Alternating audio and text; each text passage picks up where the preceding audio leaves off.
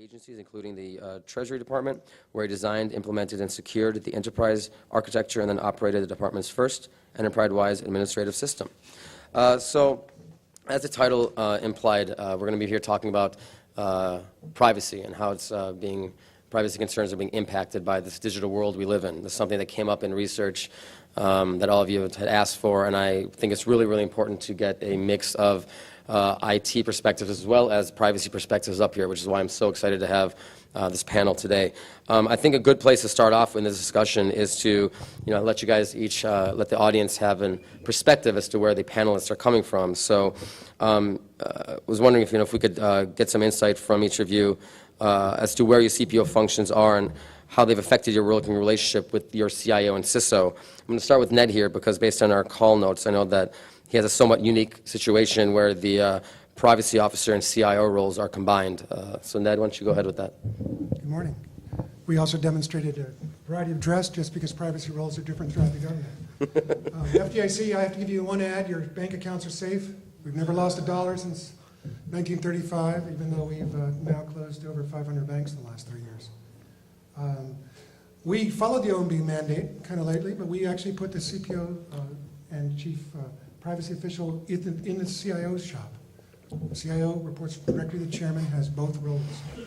It's good in some ways because it forces cooperation for daily roles, daily work and the like. It means legal as opposed to in other operations as a business partner.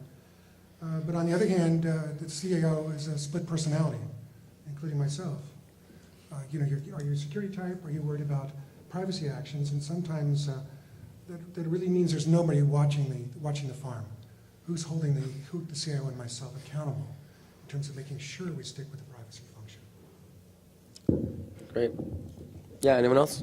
Yeah, first I want to thank you for the invitation to be here today. I think privacy certainly is a growing area of interest regardless of where you sit, so I think the discussion is very timely. But one context issue in the government, the location where you will find your chief privacy officer versus CISO is not consistent. It depends on the type of agency, missions, et cetera. It's sort of all over the place. But I have to tell you this, what's important is that the chief privacy officer, whoever that is, wherever they're sitting, has a close personal relationship with the CIO's office, especially cybersecurity folks.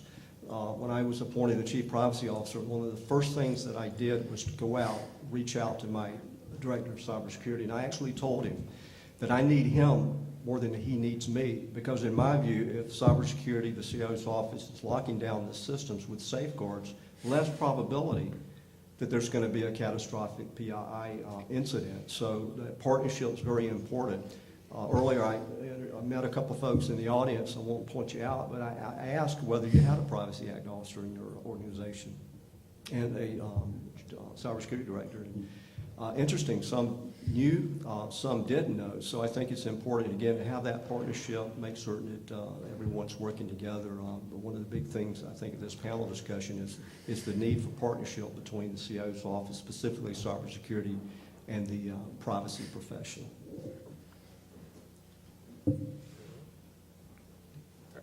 All right, well, I've been at the Commerce Department for just a few months, and in Commerce Department, the privacy function is actually pretty independent. We sit direct in the administrative management portion of the department.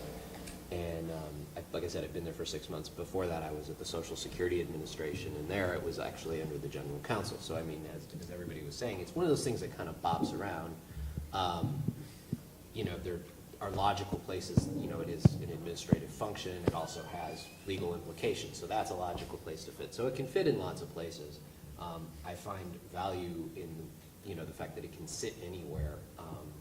It also has a certain hand in glove with the technology side, although there's definitely a non-technology point of view to it, so it can often be an awkward fit there too. Great. Can I just jump in on the Sure. absolutely. Great. So I'm Mark Groman, the Chief Privacy Officer at the Federal Trade Commission. And again, I'd like to thank GTRA for setting up the panel. I think it is awesome that we're discussing privacy at what is traditionally a technology conference. It's just a few years ago that you wouldn't have a privacy panel. And so it's fantastic that the CPOs were invited, and I really want to acknowledge that and thank you. As already has been stated, it really varies agency to agency. I report directly to Chairman Leibowitz of the Federal Trade Commission, and I am in a distinct office from the Chief Information Officer. I will echo what my colleagues have already said, which is that the relationship between the CPO and the CIO is absolutely critical. We have to work in lockstep and we have to collaborate. But I have a very strong opinion that the CIO cannot be the CPO.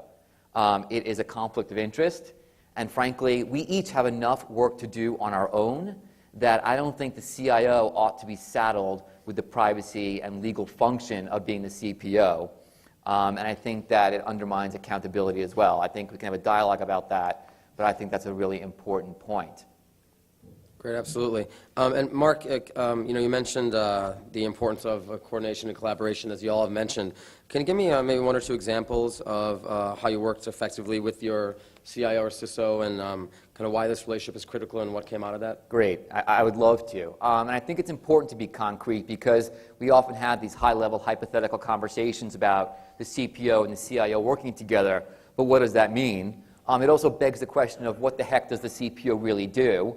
And my job at its core is really about data governance, and it's about records management. Obviously, my focus is on personal information, but there's enormous synergies and overlap there. So some concrete examples where programs I've worked with our CISO and CIO, streamlining our privacy impact assessment process, so to make sure as we roll out new technologies, we engage in a new procurement that might involve PII about the public. We work together to look at data security and collection and uses of data. More concretely, I'll give you some examples. We have an enormous amount of personally identifiable information at our agency, on 50 to 75 million individuals on any given day. And we have a whole army of economists who need to analyze data for mergers. And so I worked with our CIO and our CISO to create what we call a secure investigative lab. It was a joint effort to create a way to manipulate massive data sets off network in a more secure fashion. And literally the CIO, the business owners, and myself sat down and developed this initiative together, start to finish, and it's been an enormous success. I could discuss other initiatives, but whatever the initiative is, the result is always better when the CPO and the CIO work together from the beginning. Awesome. Obviously, we have a lot of enterprise architects in the audience, and a lot of focus on EA, and cloud computing is obviously a very, very important thing that we're talking about in our boardrooms and some of the sessions. Jonathan, I was wondering, when working with architects and information security staffs, especially on things like cloud and some newer platforms, what are some of the thorniest issues that you encounter that some of these folks maybe should be aware of? So one of the things is, as a chief privacy officer, I get the advantages that some of the streamlined platforms can bring. And so when I'm meeting with CIOs and CISOs, they're talking about security standardization, and there's this great uniform platform, and it's so much more efficient, and we wouldn't have to run those data centers anymore. We could save, and I get all that. But one of the things I'm often bringing to the table that makes me concerned and I want to work through that is often difficult is some of those clunky stovepiped old systems had custom-built features in them that were very much designed to address a particular privacy vulnerability, a particular data sharing concern, or a particular methodology of keeping certain sensitive data sets apart.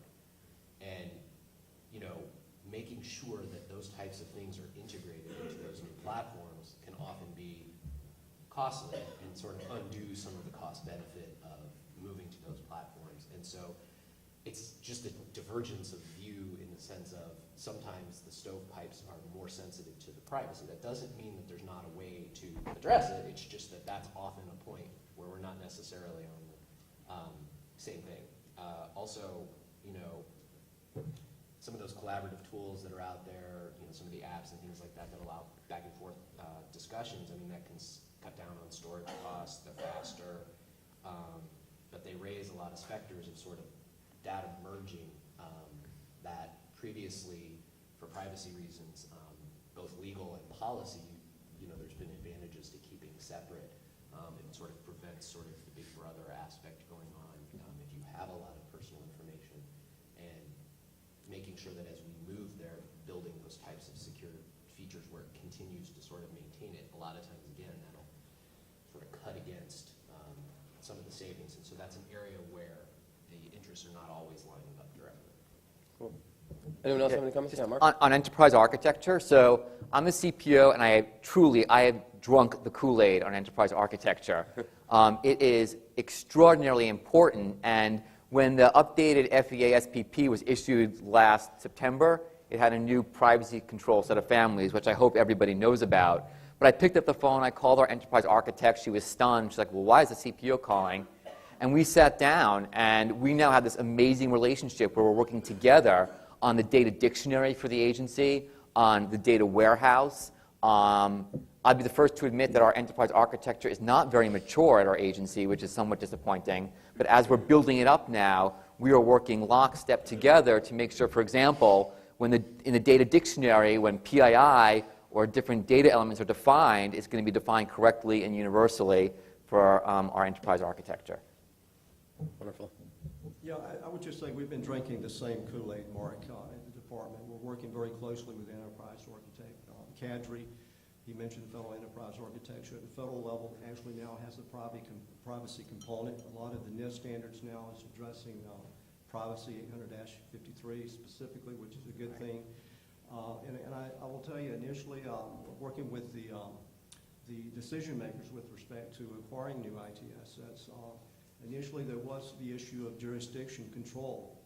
Anytime you have a party that's coming to the table that's talking about risk and trying to mitigate that risk, clearly there's the issue of funding. And funding is a huge concern at this point. So that communication between the cybersecurity, privacy, the decision makers with respect to acquiring new IT technology is very important, specifically for privacy, to articulate the risk and mitigate the risk before money is spent, before metal is spent, before the implementation of the system.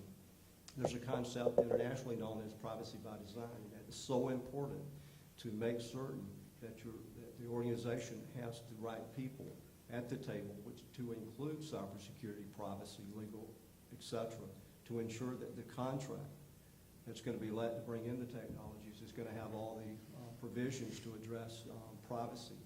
Typically, it's not addressed until after the fact, after the acquisition, after a catastrophic incident, and all of a sudden, massive resources expended. But of course, it's a little bit too late at that point. So again, I stress the theme, one of the themes of this panel discussion is that vital partnership between privacy and the decision makers in the IT office, regardless of where he or she sits. That partnership is absolutely important. I think the only thing I'd add to that is a lot of our older systems are causing us a lot of problems. I talked about data warehousing. So we pull more and more of this together, we're suddenly getting concatenations of data that we wouldn't normally have. Something that as a security officer I might not worry about, but from privacy perspective, suddenly we're opening up whole different areas of information that we put together. For example, at FDIC, we have information on the principal owners of banks, chairman of the board, and other people. If we combine that with other information on security clearances, because believe it or not, we actually do background investigations on bank officials that are chartered at the federal state level, suddenly you've got quite a concatenation of data. It might not be nice to get out, to say it nicely. The next bulk of questions are going to be focused on what the technology community needs to know. I think, obviously one of the main purposes here is that we have a great opportunity for, as you all mentioned, some collaboration between the privacy and IT. And Ned, you kind of started talking about this in your earlier comments, but I think it's great that we have 3 chief privacy officers who can hopefully learn from the audience and learn from you as an IT folk. So can you maybe share your thoughts on how IT folks view risks differently as compared to a chief privacy officer, and maybe how they can maybe communicate better? Well, I'll tell you, I'm winding down. This is my day off. We closed 10 banks last weekend. That means I was working last night after I had, to be honest, one drink too many. Trying to figure out what was going on. I think they'd say most about security folks, and the first thing we want to do, some of us are trying to become more business-oriented, but most of us would love to cut the line. If there's no connectivity, everything be safe. And that's the schizophrenic role I have as a security official. Keep everything safe, don't let anybody touch it. The privacy side is a little different. It's your rights to the data, your protection of that data, the notification of when we're collecting and using that data. Security side doesn't go that far. We're just trying to lock it down and make sure nobody gets to it. Our risk perspective is a little wider. We worry about things like insider threat, not that privacy folks don't. The various countries now that are having fun breaking into all our systems. And then we have a different focus in terms of what might be a risk, what the data is used for. For example, marketing data. We collect data that people come in and ask questions about different banks. If that got out, that might be marketing data for another bank. Tracking locations. You hear about Apple now having a little small piece of software in your new Apple devices, and now they can track where you are. We've been doing it in cell phones for years. Security is one issue from a privacy perspective. Does my wife really want to know who I stopped by and visited last night? I probably ought to stop at that, and that she's here. I'll just press that. I'm going to pull you out of that bit. I'll rest my case. I was waiting for the follow-on to that. Regarding how various parties view risk, I have to tell you, regardless of where you're at, there's going to be differences in opinion with respect to risk as it relates to safeguarding personal information, whether it's in an IT system or paper-based. And one of the major objectives that I have is ensuring that when we do have an incident, there's communication. I want to make it clear that it's okay to call me if an incident occurred and they're trying to figure out which side of the fence they're on. And give you an example, concrete example, where I received a call a while back. Employees on travel lost a mobile IT asset memory capability. There was a belief that the only information in terms of personal information was names of employees. Names of employees. That's publicly, legally available. But after we started talking about the circumstances surrounding the incident and talking about people had dealt with the mobile IT assets in the past, we learned that there was an actual list of names, but the title for the list was employees infected with, and you fill in the blank. We have defense programs, radioactivity material around. So personal information, when you're looking at a loss, you got to look at that context. For somebody to say we lost the laptop, we lost a piece of paper, all it contained was names, you have to look at the other elements. Not only are we concerned about preventing identity theft, at the end of the day, that's what we're trying to prevent, but it's also issues of confidentiality, ensuring that employees are not embarrassed whether the information is good or not. So again, we made a lot of progress in communicating between my office and the various program offices, and there's a understanding that these breaches, regardless of the nature, should be reported, and then we monitor the facts and circumstances and work hard to mitigate those risks in the future. I might add one low-tech thing. You know, we're all technology types, we love it. FDIC used to be the biggest user of a place called Iron Mountain, paper storage and disks. The only real loss that FDIC knows that it had, and hear how I say that, knows that it had, was a paper-based loss of an HR list, kind of what Jerry's talking about. So here we're all into technology and the like, but sometimes it's the least simplest divider. Printing out reports. We have a list of banks that are at risk. If that report got out 2 weeks early, the stock would go down. It's not privacy per se, but a lot of times it's the paper, the least common denominator, that's the biggest issue for us in the privacy area. Yes, Harm, sir. can I address that also? Yeah, please. Just to address risk slightly differently and to highlight how I think CPOs and CIOs work together but possibly think about things differently. So when a business owner comes up with an idea or a proposal, be it an online survey or a complaint form or a new database, I often find that the CIO or CISO says, okay, let's implement it and let's figure out how to lock it down. I don't start from that point. My first question to the business owner is why? I want to know why you want to do this procurement and why you want to set up this database or do this online survey this way. And then I want to look at the data elements that you're putting in this online survey or collecting, and I want to ask about each data element why. In your online survey, why are you asking for Social Security number if you don't need it? Do you really need gender and date of birth? And I want to ask up front not only why, but how long do you intend to keep it? So I want to talk about retention schedules up front, and I want to talk about how you intend to use it. So it's not just, yes, we can build it, and the CISO says, yes, I can secure it, but I want answers to those questions up front before we go down the road of the acquisition, the procurement, or building this massive database. I want to reduce the amount of data to the extent possible to allow us to do our jobs, but to address those questions up front. And it sounds like we talked about this earlier, but that's where you can engage the business side, right? I mean, these are all decisions that really, you go to the business user and get those kind of feedback from. Yeah, I mean, this is the process, and this actually gets into some of the required things that we do, some of the privacy impact assessment processes and things like that. This is a group discussion in the sense that it is the CIO and the CISO and the chief privacy officer, and of course, the business owner, the person driving what they want.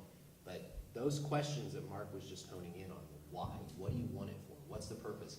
If I get an answer along the lines of, well, I haven't really thought about it, then my answer to that is, well, then you're not ready. Right. Because you actually have to be able to articulate why you're going to be using that data. And, well, we want to use it for this, and we want to be able to do this, 2 years down the road. It's, sort of, okay, let's break some things apart. Does everything make sense? Does that make sense for whose data you're collecting, how you're going to be using it? And, that's a slightly different perspective than the, yes, I can build it, yes, I can lock it Right. down. It doesn't mean that they don't fit hand in glove sometimes. It just means that you're looking at it from slightly different perspectives. Absolutely.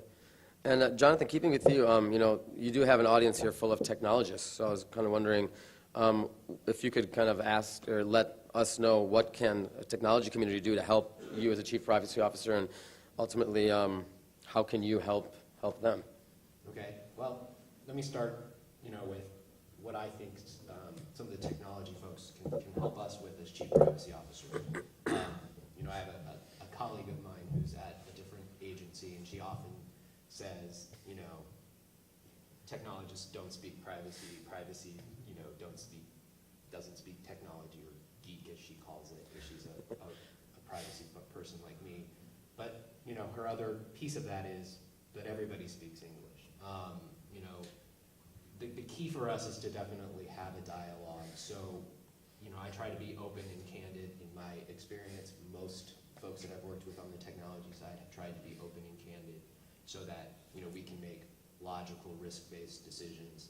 It's important that, you don't look at your chief privacy officer like an adversary or someone who's there to gum things up. Just like you, we're generally driven at, trying to improve, trying to help the enterprise make the best type of decision. So always, trust us, work with us, seek us out, we seek you out, we want to work together. Specifically, there's a lot of discussion in the privacy world always about privacy enhancing technology and privacy by design and things like that. And, help us more with technology choices. It's very, very rare that you find someone in the privacy community who's truly a technology expert. So help us with design choices, and that's why that communication is so important. Help us help the business customer who's engaged all of us to make a wiser design choice so that we can actually truly enhance privacy as well as address the security and efficiency concerns. We want that too. We're very, very focused on efficiency. We want to help our customers make the right decision too. We want the same sorts of tools and standards that everybody does so that we can make, we can focus on, really minute problems as opposed to like always going through this, incredibly complex. We're looking for those standards so that they can be built into some sort of automated life cycle as well. So, be our partner in that. And that's an area where I think that we struggle in the privacy community. We're very lawyer heavy, people who came out of policy analysis. And of course, help us work through this. Jerry mentioned it earlier. It's called privacy by design. It's often called that, but as opposed to coming at something at the very end and assessing it on the last day and saying, oh, well, yeah, this doesn't do such a great great job. How are we gonna mitigate that risk? Let's put this add-on on.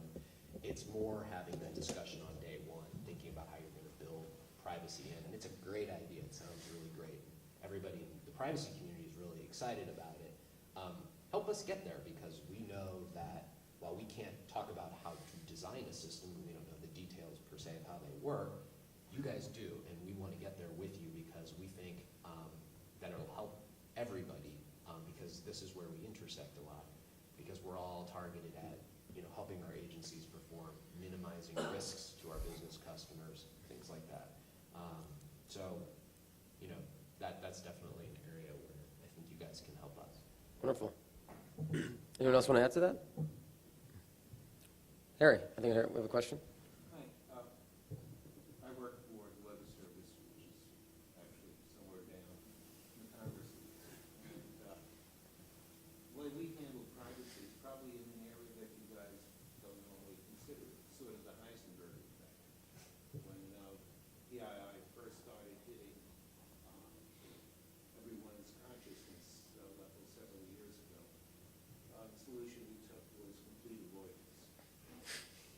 Okay, we normally don't have a need for it, and we totally eliminated any use of names.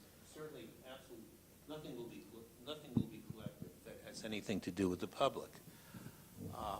But then we started to hit issues with dealing with our spotters, which are volunteers that report weather, and our own people, and can we actually have contact lists? But the fundamental solution has just been avoiding it. Anywhere that any information that may conceivably have any privacy impact is ruthlessly eliminated, which then put us into a mission situation. Our director wants us to focus on providing impact-based forecasts. But we don't have any direct way of figuring out who's actually in the public is using our forecast information, since we don't keep track of that. So, I mean, we get around this now by hiring sociologists, hiring firms that do web analytics, to do the external studying that we're afraid to do internally. So I just thought this is an interesting perspective of how one agency that does eliminate privacy concerns. So I guess, just to respond to that comment, as a CPO, my job is risk mitigation, not risk elimination. And my agency has PII on 50 to 100 million people at any given time. My job as CPO is to work with business owners in the IT group to allow us, and in fact enable my agency to efficiently and effectively do what the taxpayers want us to do, while minimizing risk to the extent possible to individual information. My job as a CPO then is not to say no, is not to say avoid the topic, but is to address it head on, to work with the stakeholders, to reduce risk, and to make difficult decisions. And if I do it that way, and if people trust me and know that I'm a partner, then people are going to come to me and we'll work together. We can't stop collecting data. We can't stop collecting data about people. My agency lives and breathes data, which is why you need a good CPO, a good CISO, and a good CIO who work together to address the issues. But the answer is not to stop collecting data. Yeah, and let me echo Mark on that point. The issue is, well, there's two things that I want to respond to quickly in your thing. One is, the issue is you've got to collect what you need to collect to do your business. And if part of doing your business, you know, is to measure the impact on, you know, people and businesses and commerce generally, then you got to collect what you need to collect, but you have to do it smartly, whether that's by using sociologists and things like that is, you know, one way to do it. The other issue is, in my view, as a privacy officer and as a risk mitigator and that, just by contracting out and using grants and things like that, that does not eliminate your risk. It contracts your risk to someone else, but ultimately at the end of the day, if there's a major incident, a major problem with the structure of that relationship, it's going to come right back home, you know. Right, and that may be the right way to approach and mitigate the risk, but the issue being is that, you know, as we've all seen in government, you know, we own our problems even if we try to push them off on contractors. They still belong to us. No one in the public cares. It's a matter of trust. It's what our mission is. We're here to serve the public. So if we try to like push our problems out there, nobody buys it. You know, Congress doesn't buy it. The public doesn't buy it. The media doesn't buy it, and they shouldn't, because it's what our mission is to do what, you know, we've been charged with certain things by Congress. We're supposed to do those missions. And the idea that just, you need to be able to own those, whether the ultimate decision you make as a team is, we should do this through sociologists because they can do different work than we can and they have that expertise. But, you know, it's important to keep that in mind, that going to a model where there's lots of contracting and grants and things like that does not eliminate that. Great, thank you.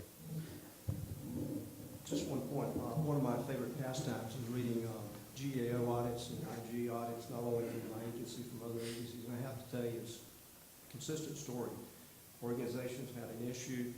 The message was clearly, when you read the fine print, they avoided it. Like it never happened. There's no potential risk, no privacy office. Or at least if they had one, they didn't have authority and resources. And it's the conclusion is followed by a series of recommendations after those type of assessments versus organization, and there are a few reports that indicates the organization accepted risk almost to the point of zero tolerance, and they could demonstrate their due diligence. They had documentation, they had privacy impact assessments, they had training, mandatory training for all employees. And I can tell you, regardless of where you're at, for anyone in your organization to say you've never had a PII breach, whether it's paper-based, electronic, you need to be very concerned. Because I'm telling you, you probably had several, you just haven't realized it. And what's important is somebody in the organization commands the knowledge, they understand this business called privacy, they can articulate it, and when necessary, demonstrate to the third party that's coming in to assess a major incident that in fact the organization did take privacy very seriously. Great. And I did just get the 15-minute mark, so we have a few more questions. So this is great dialogue, but if we can keep the answers a little more terse, I want to make sure there's a few more important points I want to hit. You were talking about assessments, Jerry, and Mark, I have a question for you. Privacy impact assessments are something that hopefully all of you in the audience are aware of. They're an important part of this privacy initiative that we're talking about here. However, I think in some of my discussions, some folks view it as a paper exercise and more of a compliance issue than an actual useful exercise. So I'm wondering, if you can share what are your thoughts on that, what are the CISO's roles, and help the audience maybe understand why this is valuable. Great. Yeah, it's a real concern. So the Privacy Impact Assessment, which is required by the E-Government Act, is an incredibly useful tool. It ties back to the concept of privacy by design. And when it's done effectively, it actually really does serve to mitigate risk. My concern is I've looked at many websites of government agencies, and their PIAs are checklists, or the questions don't make any sense. And then all of a sudden it's checked off, the PIA is done, we're good for our FISMA report, and you move on. And that is not an effective way to mitigate risk. Our PIAs are an in-depth analysis at the beginning of a procurement or acquisition or development or upgrade to a technology, and we really get into the details working together, and we ask the difficult questions. So just one example, and I know you said be short, but I'm a lawyer. So, so we outsource a database. The PIA can't be a checklist. And so we've gone through element by element. What are you collecting? Why are you doing it? And it can't be, if the answer in a PIA is one sentence, law enforcement, that does not help me if you're collecting 40 different data elements on 10 different categories of people. That is not going to be a sufficient answer. And then we're going to talk about the controls. And at the end of the day, if you've done your PIA well, you're going to have an amazing product or technology that will address things from masking data elements, encryption at rest, encryption in whether you have extracts or not, the kinds of authentication, role-based access controls, logging, and so forth. So I can't emphasize enough the role of the PIA. It's critical, and if it's only a paper exercise at your organization for your FISMA report, then you're really losing an opportunity to address and mitigate risk. If I could just add, that privacy impact assessment, for me, is evidence. It's documentation. It demonstrates due diligence. And there's no yes or no questions, with the exception of the first module of the PIA. And I'm essentially asking the programs, will they collect PI? I mean, we do have IT systems at the Energy Department where there is no personal information. They're doing mathematical computation at the laboratories to introduce any material such as personal information would call into question the accuracy of their research. So if they answer no to the threshold questions, that's the end of it. They go to the signature page, and the system owner certifies that the system will have no personal information. If they answer yes to those threshold questions, any of them, then they go into the full PIA module. First question I ask, what's the authority to collect, especially Social Security members? What is your authority? Is there consent? Who has access? What are the controls? And that's where the cybersecurity community comes in, because your privacy folks are probably not going to know which controls should be applied to various systems. So that it's a partnership doing a PIA.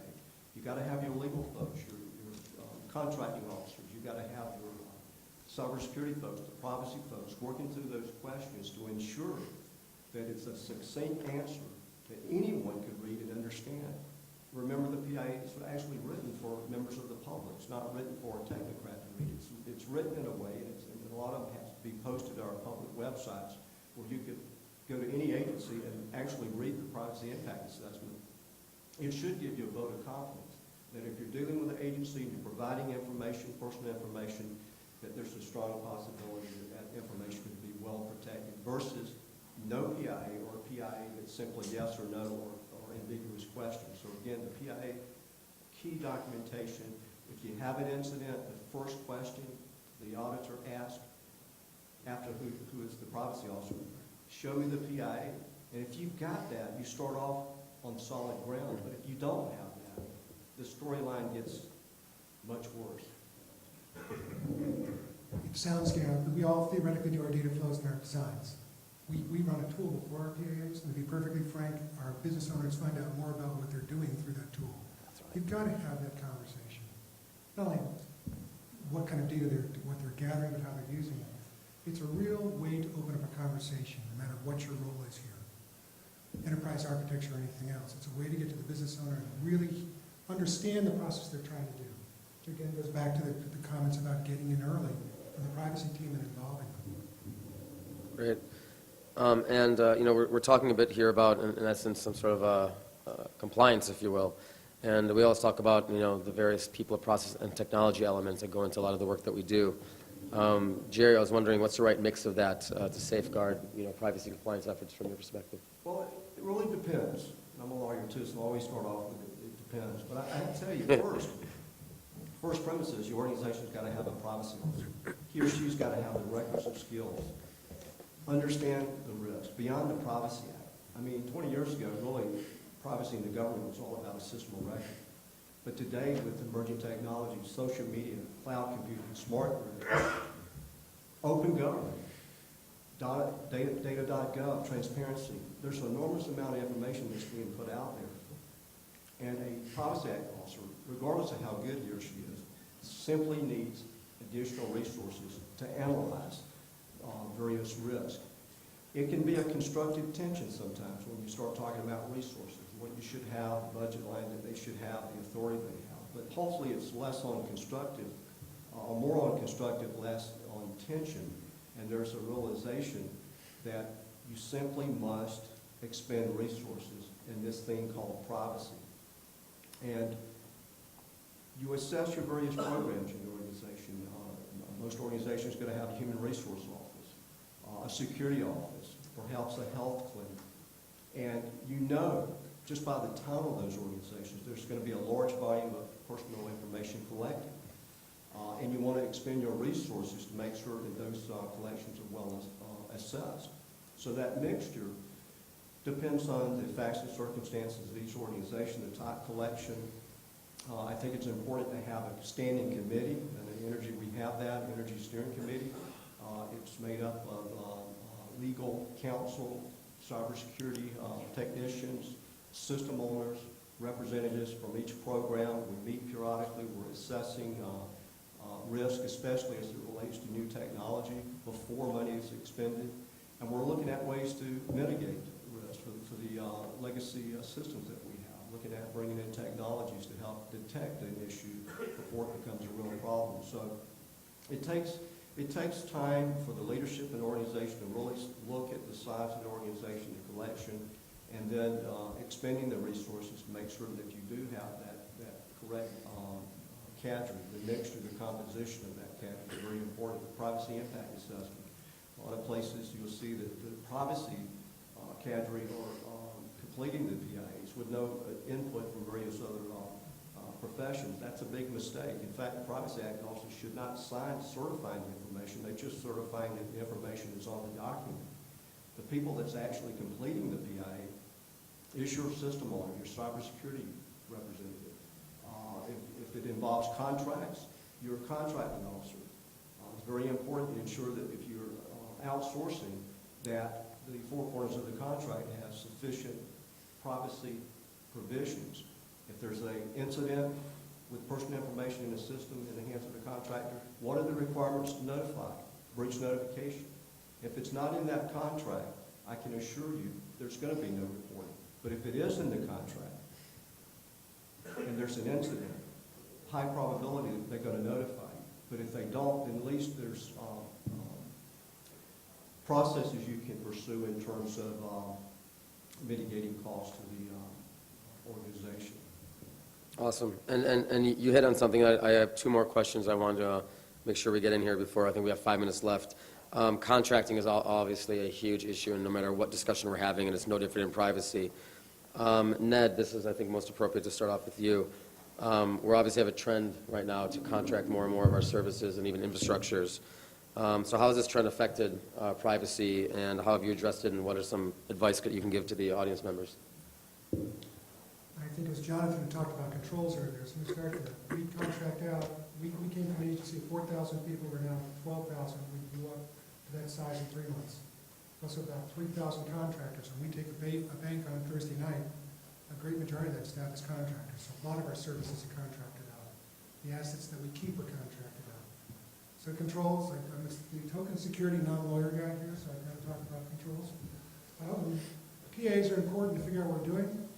But we took down, I said, 10 banks, average number of customers, 3 to 10 million accounts. I'm sorry, I said customers, 3 to 10 million accounts over the weekend. I essentially had all your personal information over the weekend. A lot of that's going through customers. So PIS is important to know what we have.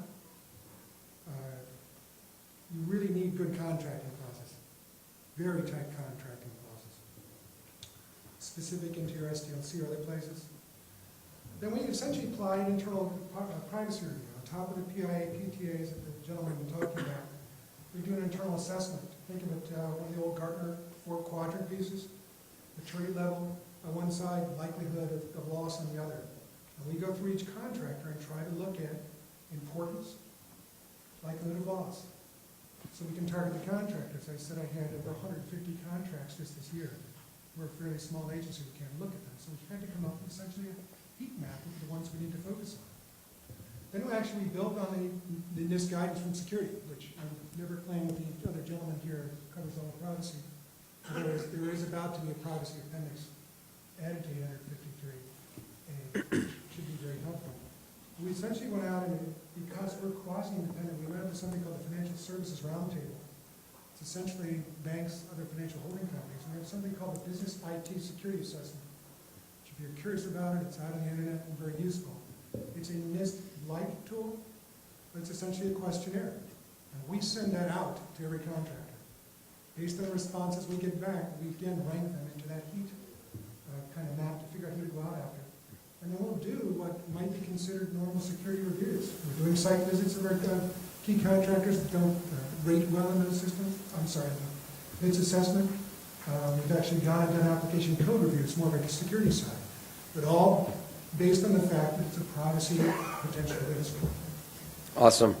And lastly, as we close it out, I have one more question that I want to give to Jonathan. If we can, maybe a few you can answer this. We got a couple minutes only. Privacy has been huge lately. First, a couple years ago, because of social media and Facebook and all that.